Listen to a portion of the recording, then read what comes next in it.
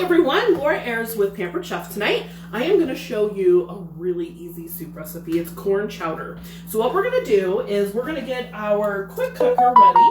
We're going to use this as a skillet and we're going to cook this very quickly tonight. So we're going to start the sear function in this because we're going to get our onions going. We're going to chop up onions and we're going to chop up some bell pepper. So we're going to get our onions going right in here. And this is a very, of course I've made a couple modifications because that's what I do. So we have our onion and now we're going to do our bell pepper, okay? So let me show you a trick on how to do the bell pepper.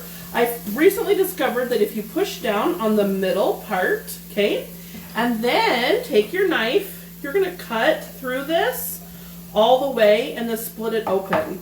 And you just pull out that middle section, shake out the seeds, and you don't have very much you have left to do.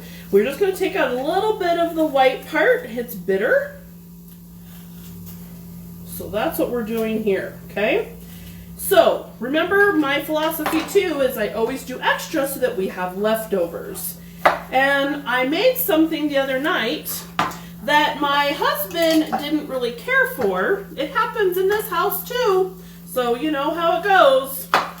So I need leftovers for him to take tomorrow, so he can take some of this with him.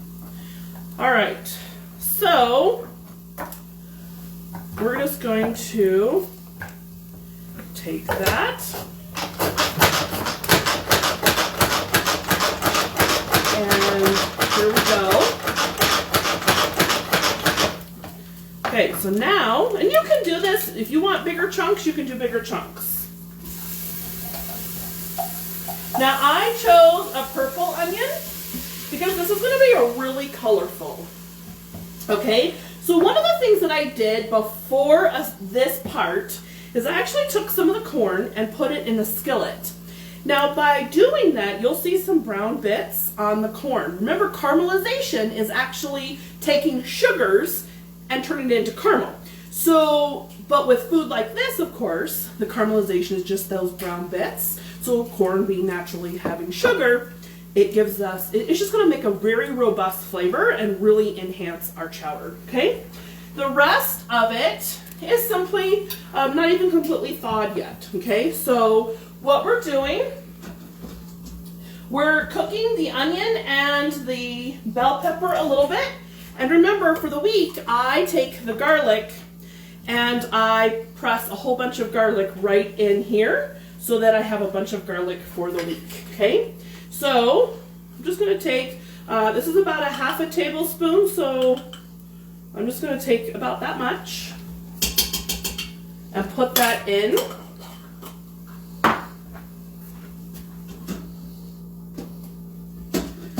Oh my gosh, it smells so good.